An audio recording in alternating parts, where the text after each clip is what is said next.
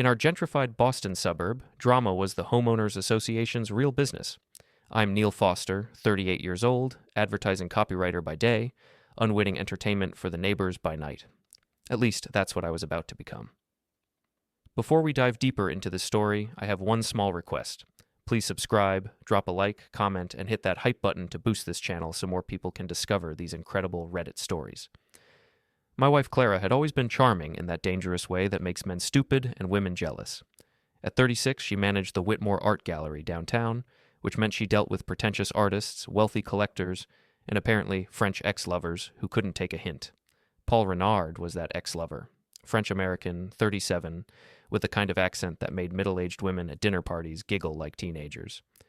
He'd moved into our neighborhood 6 months ago with his wife Simone, a sharp-eyed woman who dressed like she'd stepped out of a Parisian magazine. I liked Simone immediately. She had that no-nonsense attitude that cut through bullshit like a hot knife through butter. Paul, on the other hand, was the kind of guy who said artistic vision when he meant, I want to sleep with your wife.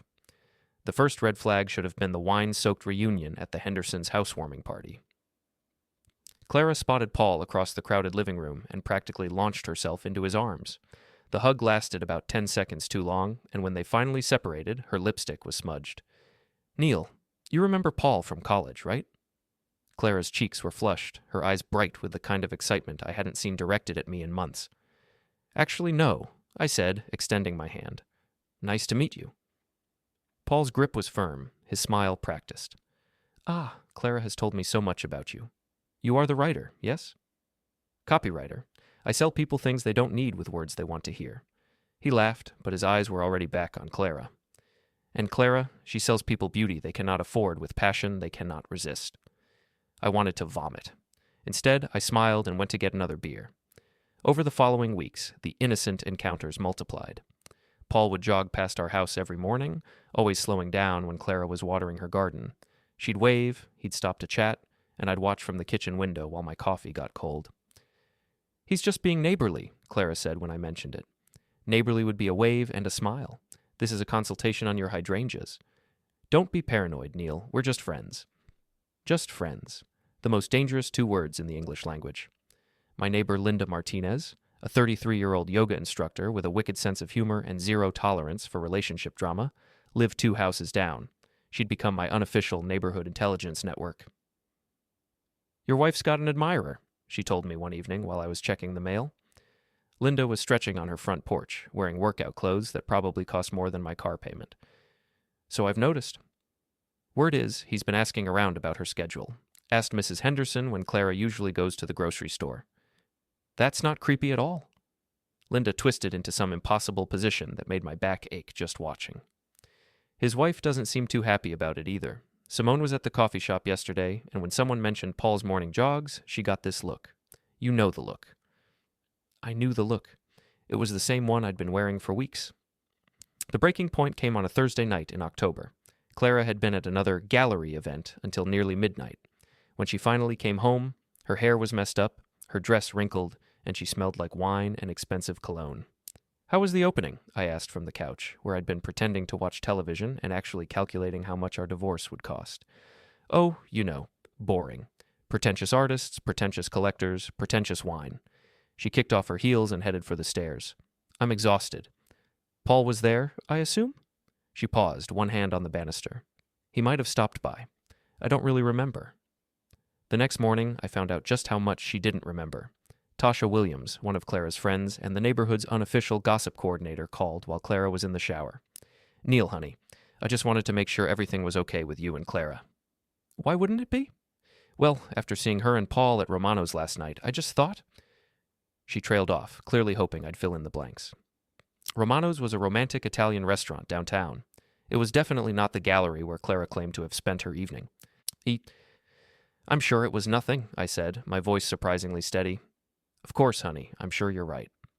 But I wasn't right, and we both knew it. That afternoon, Clara made her announcement. She was standing in the kitchen, chopping vegetables for a dinner I suddenly had no appetite for. Paul invited me to Paris, she said, not looking up from the cutting board. Excuse me? For inspiration, you know, for the gallery. He has connections there, artists I should meet, galleries I should see. She glanced up, her expression carefully neutral. It's a business trip. A business trip to Paris with your ex-boyfriend. He's not my ex-boyfriend, Neil. We dated briefly in college. That was 15 years ago. What does Simone think about this business trip? Clara's knife paused mid-chop. Simone understands that Paul and I work in the same field. She's very sophisticated about these things.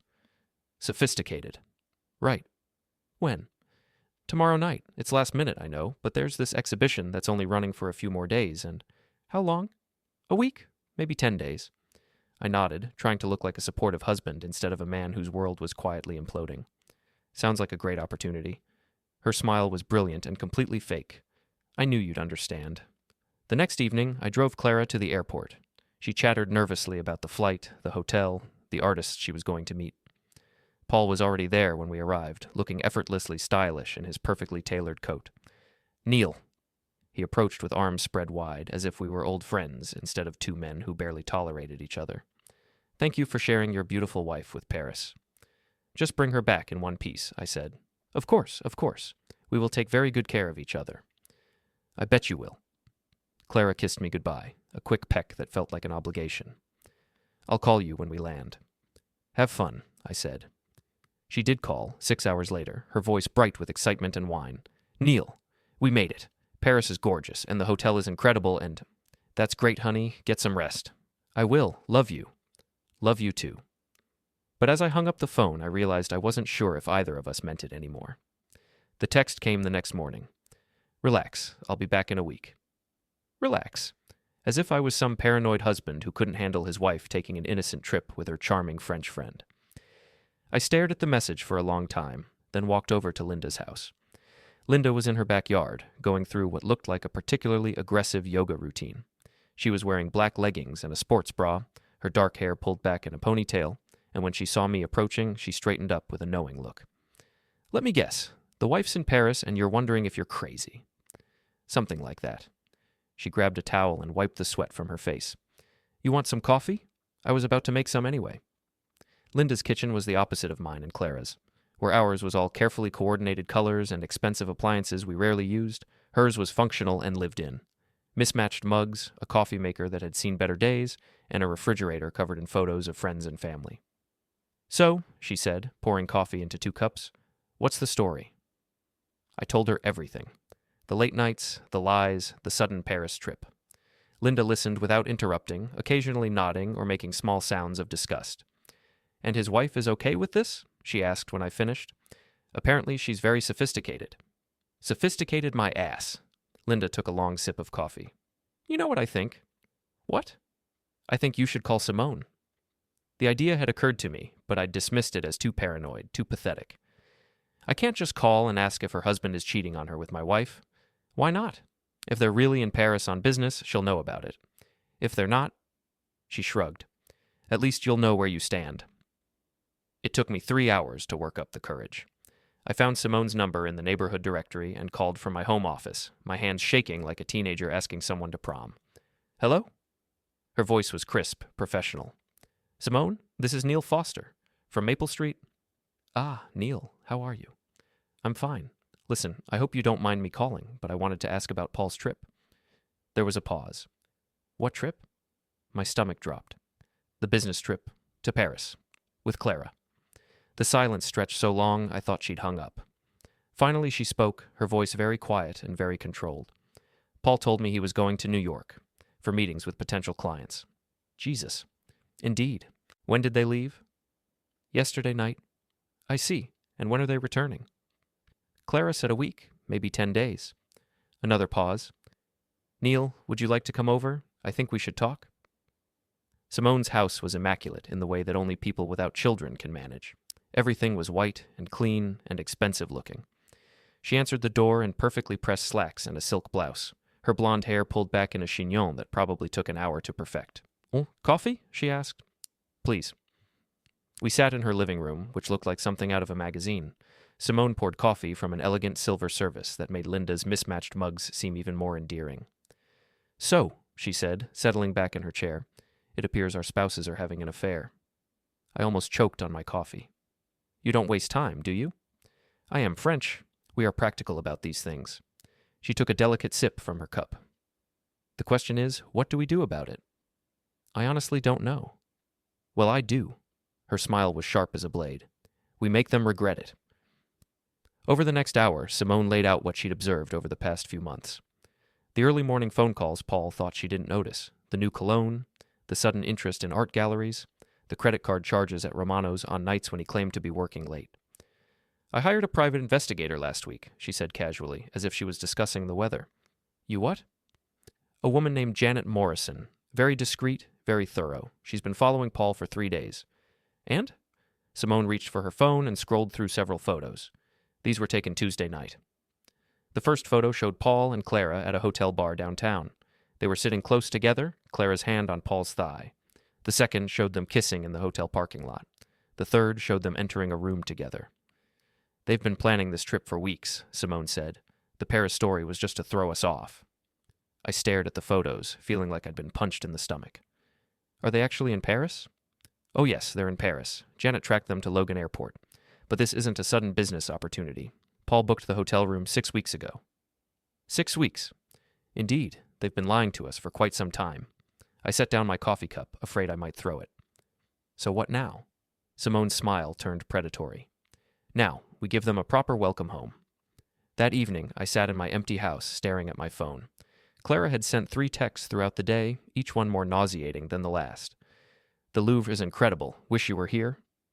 Having dinner at this amazing little bistro, Paul knows. So romantic.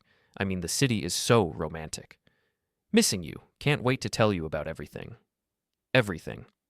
Right. I scrolled through her Instagram, which she'd been updating constantly. Photos of the Eiffel Tower, the Seine, various museums and cafes.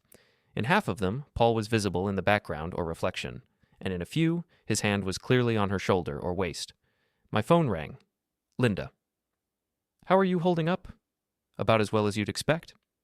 Want some company? I made too much pasta, and I hate eating alone. An hour later, we were sitting on my couch, sharing a bottle of wine and a container of Linda's homemade marinara. She'd changed into jeans and a sweater, her hair loose around her shoulders, and for the first time in months, I felt almost normal.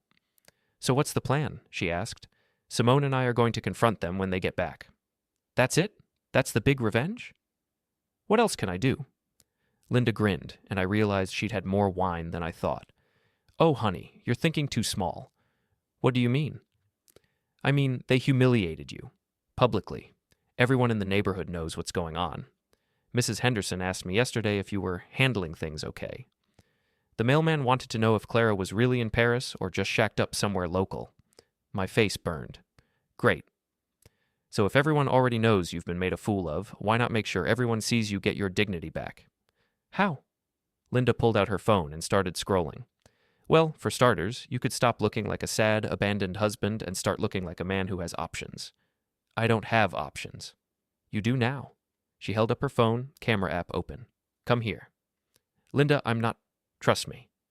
She positioned herself next to me on the couch, close enough that I could smell her perfume. Something light and floral, nothing like Clara's heavy, expensive scent. Put your arm around me, she said. Linda... Neil, do you want to feel sorry for yourself, or do you want to send a message? I put my arm around her. She leaned into me, her head on my shoulder, and snapped several photos. Perfect, she said, reviewing them. Now what's a good caption? I have no idea.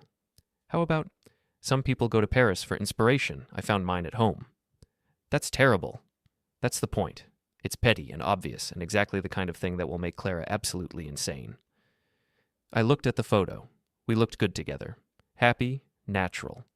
Nothing like the forced smiles Clara and I had been sharing for months. Send it, I said. Linda's thumb hovered over the screen. You sure? Send it. She posted the photo to my Instagram account and tagged herself. Within minutes, the likes and comments started rolling in. Oh, you two look so happy. About time, Neil. Clara who? My phone buzzed with a text from Simone. I see you're taking my advice about moving forward. Well done. Then another from Tasha. OMG Neil, is that Linda Martinez? You guys look amazing together. And then, at 11:47 p.m. Boston time, 5:47 a.m. Paris time, my phone rang. Clara. What the hell is this, Neil? Clara's voice was sharp enough to cut glass, even through the international connection. I could hear traffic in the background and what sounded like Paul's voice, though I couldn't make out the words. What's what? I asked, though I knew exactly what she was talking about. The photo with Linda on Instagram. Oh, that. Linda came over with dinner. We took a picture. I thought it was nice. Nice? Neil, people are commenting like you two are together. Are they? I hadn't noticed. Don't lie to me. Mrs. Henderson called the hotel. The hotel Neil. She wanted to congratulate me on being so mature about Neil's new relationship. I almost laughed. Mrs. Henderson was 73 years old and had been the neighborhood's primary source of gossip for the past 2 decades. If she was calling Paris, the story had definitely made the rounds. I don't know what to tell you, Clara. Linda's a friend. We had dinner. I posted a photo. The caption, Neil. Some people go to Paris for inspiration. I found mine at home. What is that supposed to mean? It means exactly what it says. There was a muffled conversation in French, then Paul's voice closer to the phone. Neil, my friend, perhaps this is not the best way to handle. Put Clara back on. Neil. Put my wife back on the phone, Paul. Clara's voice returned, tight with anger. We'll talk about this when I get home. When will that be exactly? Friday, as planned. I'll be here. She hung up. I sat in the dark living room, feeling something I hadn't experienced in months. Satisfaction. It was a small victory, but it was mine. The next morning, Linda knocked on my door with coffee and croissants from the French bakery downtown. Thought you might need sustenance, she said, grinning. I heard your phone ringing at midnight. Clara wasn't happy. Good. Did you know she called Simone too? What? Oh yeah, Simone texted me this morning. Apparently Clara wanted to woman explain that you were just acting out because you missed her. What did Simone say? That she completely understood, and that she and Paul would be happy to have dinner with you and me when they got back. You know, to clear the air. I stared at her. Simone is terrifying. Simone is French? There's a difference. Over the next 3 days, Linda and I became the neighborhood's favorite topic of conversation. We didn't plan it exactly, but somehow we ended up running errands together, having coffee on my front porch, and taking evening walks that just happened to coincide with peak dog walking hours. The attention was intoxicating. For months, I'd felt invisible, like a supporting character in my own life. Now people were noticing me, talking to me, asking how I was doing. The men were giving me knowing nods and claps on the shoulder. The women were telling me I looked happier, healthier, more relaxed. You know this is just for show, right? Linda said on Thursday evening. We were sitting on my porch swing, sharing a bottle of wine and watching the sunset. I know. Because when Clara gets back, things are going to get complicated. I know that too. She was quiet for a moment. What do you want to happen, Neil? Really? I'd been asking myself the same question for days. I want her to hurt the way I've been hurting. I want her to know what it feels like to be humiliated, to have everyone talking about you behind your back, to realize that the person you trusted most in the world has been lying to your face for months. And then? And then I want her gone. Friday afternoon, I was in my home office when I saw the taxi pull up. Clara got out first, looking tired and rumpled from the long flight. Paul emerged a moment later, and they stood on the sidewalk for a moment, talking in low voices. Then Clara saw me in the window. Even from a distance, I could see her jaw tighten. She came through the front door like a storm, dropping her suitcase in the entryway and marching straight to my office. We need to talk. Welcome home. How was Paris? Cut the shit, Neil. What's going on with Linda? I leaned back in my chair, studying her. A week in Paris had given her a tan, and her hair was styled differently. She was wearing a new dress, something flowing and expensive looking. She looked beautiful and guilty and absolutely furious. Linda's a friend. I thought I mentioned that. Friends don't post photos like that. Friends don't have the whole neighborhood thinking they're sleeping together. Are you jealous, Clara? The question seemed to catch her off guard. What? No, I'm not jealous. I'm confused. This isn't like you, Neil. Maybe you don't know me as well as you think you do. She sat down in the chair across from my desk, her expression shifting from anger to something that might have been concern. Neil, I know you're upset about the trip. I know it looked bad, me going to Paris with Paul, but nothing happened. We're friends, we're colleagues, and...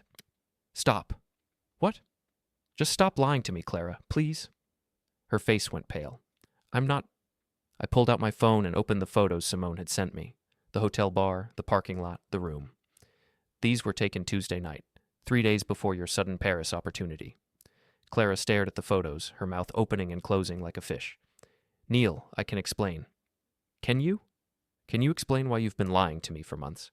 Can you explain why you told me this was a last-minute business trip when Paul booked the hotel 6 weeks ago? Can you explain why you're wearing a new dress that I didn't buy for you and jewelry I've never seen before? She looked down at herself, as if just realizing what she was wearing. Neil, can you explain why Paul told his wife he was going to New York? That stopped her cold. What? Simone, Paul's wife. You know, the sophisticated woman who's so understanding about these things. She thought her husband was in New York on business. Clara's face crumpled. For a moment, I thought she might cry, might apologize, might try to salvage what was left of our marriage. Instead, she straightened her shoulders and lifted her chin. Fine. Yes, Paul and I are having an affair. Yes, we've been planning this trip for weeks. Yes, I lied to you. Clara? But you know what, Neil? I'm not sorry. The words hit me like a physical blow. What? I'm not sorry. Do you know what it's like being married to you? Do you know how boring you are? How predictable? When was the last time you surprised me, Neil? When was the last time you made me feel beautiful, or desired, or even just interesting? I stared at her, speechless. Paul makes me feel alive, she continued. He makes me feel like the woman I used to be, before I got trapped in this suburban nightmare with a man who thinks the height of romance is remembering to put the toilet seat down. So this is my fault? This is nobody's fault. This is just what happens when two people grow apart. Two people didn't grow apart, Clara. You had an affair. And you had one too, apparently. She gestured toward the window where Linda's house was visible across the street. So I guess we're even. Linda and I are friends. Right, just like Paul and I were friends. I stood up, feeling suddenly exhausted. What do you want, Clara? Do you want a divorce? Do you want to try to work this out? What? She was quiet for a long moment, staring out the window. When she finally spoke, her voice was soft, almost wistful. I want to go back to Paris. What? I want to go back to Paris, with Paul. I want to start over, somewhere new, with someone who sees me the way I want to be seen. And our marriage? She looked at me then, and for just a moment I saw a flash of the woman I'd fallen in love with 15 years ago. Our marriage ended months ago, Neil. We just didn't want to admit it. Maybe she was right. Maybe we'd been going through the motions for so long that we'd forgotten what it felt like to actually be married. Maybe the affair was just the symptom, not the disease. But that didn't make it hurt any less. Fine, I said, but we're going to do this right. Lawyers, paperwork, a proper divorce. And Clara? What? You don't get to take half of everything and run off to Paris with your boyfriend. If you want out, you're getting out with what you brought in. Her eyes flashed. We'll see about that. She left the room, and a few minutes later, I heard her on the phone, presumably calling Paul. Their conversation was in French, but the tone was clear enough. Urgent, angry, worried. I walked to the window and looked out at the street. Several neighbors were in their yards, clearly hoping to catch a glimpse of the drama. Mrs. Henderson was watering plants that obviously didn't need watering. The Johnsons were walking their dog for the third time today. Even Linda was on her porch, pretending to read a book. My phone buzzed with a text from Simone. How did it go? I typed back. She wants a divorce. Good. Paul wants the same thing. We should celebrate. Celebrate? Meet me at Romano's in an hour. Bring Linda. Romano's was packed for a Friday night, but Simone had somehow managed to get us a table in the back corner, away from the main dining room. She was already there when Linda and I arrived, looking elegant in a black dress that probably cost more than my car payment. Neil, Linda, so good to see you. She stood to greet us, kissing us both on the cheeks in that effortlessly European way that made everyone around her seem awkward and American. This is weird, Linda murmured as we sat down. This is strategic, Simone corrected. We are about to become very good friends, the three of us. And our former spouses are about to learn what it feels like to be on the outside looking in. Over dinner, Simone laid out what she'd learned from her private investigator. Paul and Clara had been meeting regularly for 3 months, not just the few weeks I'd suspected. They'd been to 4 different hotels in the Boston area. Paul had been charging their dinners to a credit card he thought Simone didn't know about. Clara had been using our joint savings account to buy new clothes and jewelry for their dates. How much? I asked. $12,000, give or take? I nearly choked on my wine. $12,000? The lingerie alone was $1,500. Very expensive tastes, your wife. Linda whistled low. Damn, I buy my underwear at Target. Which is why you are a sensible woman and Clara is an idiot, Simone said matter-of-factly. But the money is not the worst part. What's the worst part? Simone pulled out her phone and scrolled to a series of text messages. Paul has been telling her that he's going to leave me and marry her. He's been promising her a new life in Paris, an apartment near the Louvre, connections in the art world. And you don't think he means it? Simone's laugh was sharp and bitter. Paul has been having affairs for our entire marriage. This is the third woman he's promised to leave me for. The first was his secretary. The second was a client. Now it's Clara. Why haven't you divorced him? Because Paul is very good at his job and very bad at managing money. He earns quite a lot, but he spends more than he earns. Without me, he would be bankrupt within a year. She took a sip of wine. Also, I enjoy making his life difficult. Linda grinned. I like you.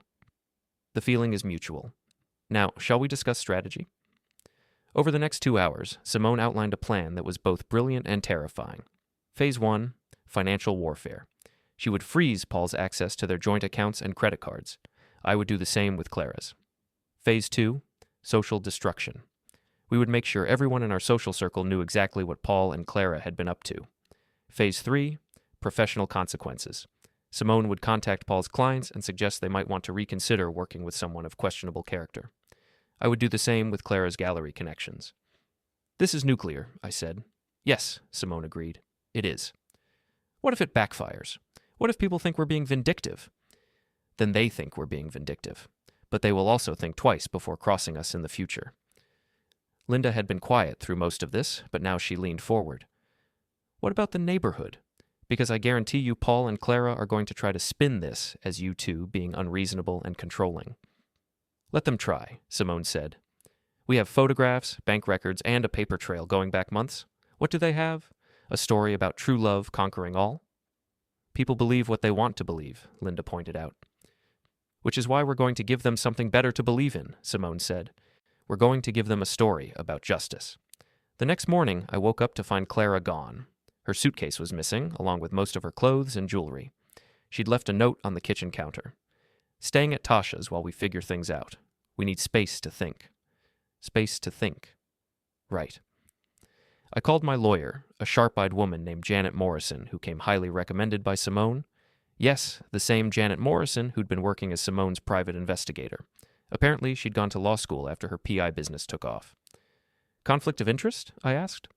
Not if you're both trying to accomplish the same thing, Janet said, which from what Simone tells me, you are. By Monday morning, Clara had been served with divorce papers.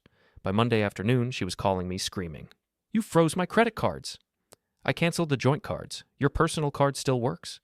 My personal card has a $500 limit. Then I guess you'll have to budget. This is insane, Neil. We agreed to handle this like adults. No, Clara. You decided to have an affair and then announced you wanted a divorce so you could run off to Paris with your boyfriend. I decided to protect my assets. Our assets. We'll let the lawyers sort that out. She hung up on me. That evening, Simone knocked on my door with a bottle of champagne and a grin that could have powered the neighborhood. Phase 1. Complete, she announced. Paul is staying at a hotel downtown and calling me every hour to beg for access to his credit cards. What did you tell him? That he should have thought about that before he decided to finance his midlife crisis with my money. We sat on my front porch, drinking champagne and watching the neighbors pretend they weren't watching us. It was petty and vindictive and absolutely satisfying. Any word from Clara? Simone asked. She's staying at Tasha's. Apparently I'm being unreasonable. Of course you are. You're refusing to quietly disappear while she destroys your life. Very unreasonable. Linda joined us around 8, bringing Chinese takeout and gossip from the neighborhood grapevine. Mrs. Henderson says Clara called her crying, asking if she could borrow money for a lawyer, Linda reported. Mrs. Henderson told her that maybe she should have thought about legal fees before she decided to cheat on her husband. Mrs. Henderson said that? Mrs. Henderson is 73 years old and has been married for 52 years.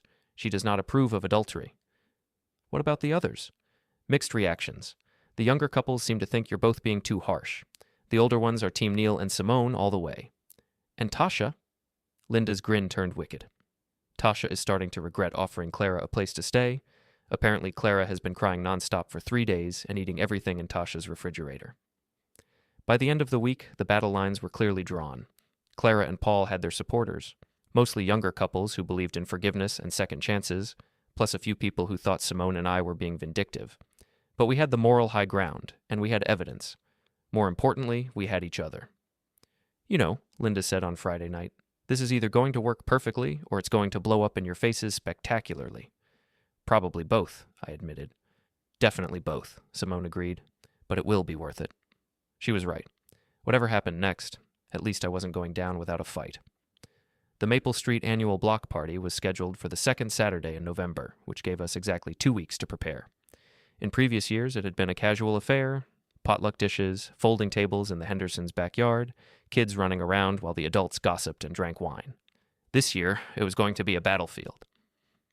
We need to control the narrative, Simone said during one of our strategy sessions.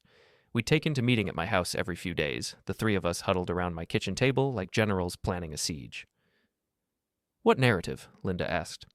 The one where Clara and Paul are tragic lovers torn apart by their cruel, vindictive spouses, I said. Because that's the story they're telling. It was true. Over the past week, Clara had been making the rounds, visiting neighbors and mutual friends, telling anyone who would listen about how unreasonable I was being, how I'd frozen her out financially, how I'd refused to even discuss reconciliation, how I'd immediately moved on with Linda. Paul was doing the same thing, painting Simone as a controlling wife who'd never understood his artistic soul. Let them talk, Simone said. Words are just words. But evidence? Evidence is forever. She was right. Janet Morrison had been busy, and the evidence was damning. Bank records showing Clara's spending sprees. Hotel receipts going back months. Credit card charges at romantic restaurants on nights when Clara had claimed to be working late. Text messages that Paul had been careless enough to leave on a shared tablet. The question is, Linda said, how do we present all this without looking like we're putting them on trial? We don't present it, Simone said. We let them present it themselves. What do you mean? Simone's smile was sharp as a blade. I mean, we give them enough rope to hang themselves. The plan was elegant in its simplicity. We would attend the block party as a united front. The wronged spouses who were handling their divorces with dignity and grace. We would be polite, friendly, and above all, happy. We would let Clara and Paul tell their side of the story to anyone who would listen, and then, when they dug their holes deep enough, we would bury them. The day of the party dawned gray and drizzly, with the kind of November weather that made everyone want to stay inside with a cup of coffee and a good book. But by 3 o'clock, the Hendersons' backyard was packed with neighbors, all of them clearly hoping for drama. Clara arrived with Tasha, wearing a black dress that was probably meant to make her look sophisticated and wronged, but mostly just made her look like she was attending a funeral. Paul showed up 20 minutes later, alone, looking like he'd slept in his clothes. Simone, Linda, and I had coordinated our entrance. We arrived together, Simone elegant in a navy-wrap dress, Linda casual chic in jeans and a cashmere sweater, me in khakis and a button-down that Linda had insisted brought out my eyes. Remember, Simone murmured as we approached the crowd, we are happy, confident, and completely over our former spouses. I don't feel happy or confident, I admitted. Fake it, Linda said. Trust me, I've been faking confidence my entire adult life. The first hour was almost normal. We mingled, made small talk, complimented people on their potluck contributions. Clara and Paul stayed on the opposite side of the party, surrounded by their supporters, but the tension was obvious. Then Mrs. Henderson tapped her wine glass with a fork and called for attention. Before we eat, she announced, I think we should address the elephant in the room. The crowd went silent. I felt my stomach drop. We're all adults here, Mrs. Henderson continued, and we all know what's been going on. Clara and Paul are getting divorced from their spouses and planning to be together. Neil and Simone are understandably upset. It's awkward for everyone. Mrs. Henderson, Clara started, but the older woman held up a hand. I'm not finished, dear. Now, I've been married for 52 years, and I've seen a lot of marriages come and go. And what I've learned is that there are two sides to every story. She looked directly at Clara and Paul. So why don't you tell us your side? It was a trap, and they walked right into it. Clara stepped forward, her chin raised defiantly. Fine. You want the truth? The truth is that Neil and I haven't been happy for years. We've been living like roommates, not like husband and wife. When Paul and I reconnected, it reminded me what it felt like to be truly alive, truly appreciated. So you decided to have an affair, Mrs. Henderson said mildly. I decided to follow my heart, Clara shot back. I decided that life is too short to waste it in a loveless marriage. And you, Paul? Mrs. Henderson turned to him. What's your side? Paul straightened his shoulders, trying to look dignified. Simone and I, we have been growing apart for years. She is a wonderful woman, but we want different things from life. When I met Clara again, I realized that sometimes the universe gives you a second chance at happiness. How romantic, Simone said, her voice dripping with sarcasm. Tell me, Paul, when exactly did the universe give you this second chance? Was it before or after you charged $1,500 worth of lingerie to our joint credit card? The crowd stirred. Paul's face went red. Simone, please. Or was it when you told Clara you were going to leave me and marry her? The same thing you told Rebecca 2 years ago, and Amanda before that? That's not... Or perhaps it was when you booked that hotel room in Paris 6 weeks ago, while telling me you were working late on the Morrison account. Paul looked like he wanted to disappear into the ground. Clara was staring at him with growing horror. 6 weeks? She said. You told me it was a last-minute opportunity. It was, Paul said desperately. I mean, it became... And who are Rebecca and Amanda? Clara's voice was rising. Nobody. They're nobody. They're his previous affairs, Simone said helpfully. Rebecca was his secretary. He promised to leave me and marry her too. Amanda was a client. Same promise. The crowd was riveted. This was better than reality TV. Clara turned on Paul, her face flushed with anger and humiliation. You lied to me. Clara, please, let me explain. You lied to me. You said I was different, that what we had was special. It is special. You said you'd never felt this way about anyone before. I hadn't, but you said the same thing to Rebecca and Amanda. Paul looked desperately around the crowd, as if searching for an escape route. This is not the place for this discussion. Actually, I said, stepping forward, I think this is exactly the place for this discussion. I pulled out my phone and opened the folder of evidence Janet had compiled. Since we're being honest, let's be completely honest. I held up the phone so everyone could see the photos. These were taken 3 days before your sudden Paris inspiration, Clara. You and Paul at the Marriott downtown. Clara's face went white. Neil, don't... And these are the bank records showing $12,000 in charges to restaurants, hotels, and lingerie stores over the past 3 months. You had no right... I had every right. It was our joint account, our money, that you were spending on your affair. The crowd was murmuring now, their sympathies clearly shifting. Clara looked around desperately, realizing she was losing the narrative. At least I was honest about wanting a divorce, she said. At least I didn't immediately jump into bed with the first available neighbor. Clara spun toward Linda. How long have you been sleeping with my husband, Neil? Linda didn't flinch. We're not sleeping together. Neil's actually decent. He doesn't cheat on the person he's married to. The yard went dead quiet. Clara's mouth opened, then shut. I spoke first. Speaking of jobs, Clara, say goodbye to yours. Simone smiled sweetly. I had a lovely chat with Richard Whitmore this morning. He's suddenly very interested in how certain acquisitions came through Paul's personal introductions. Clara went white. You wouldn't. Already done, Simone said. Paul tried to bolt. Clara grabbed his sleeve. Don't you dare leave me here. 5 chaotic minutes later, they were screaming at each other like a pay-per-view fight. You promised you'd leave her. You promised you had your own money. I'm broke because of you. You're ruined because of you. Paul finally stormed off alone. Clara stood in the middle of the lawn, mascara rivers, 50 neighbors filming every second. Mrs. Henderson raised her glass. Lesson of the day, folks. Play stupid games, win stupid prizes. The crowd scattered, buzzing like bees with fresh honey. Clara walked away without looking back. Simone, Linda, and I stayed behind among the abandoned casseroles. Linda broke the silence. That was savage. Simone lifted an imaginary toast. That was justice. I took a long breath and felt the chains snap. So, I said, wine at my place? Linda grinned. Bring the biggest bottle you own. We've got new lives to plan and half the neighborhood's lasagna to eat before it goes bad. We left the wreckage of the block party behind us and didn't look back. Everything on this street looked exactly the same. Everything was finally gloriously different.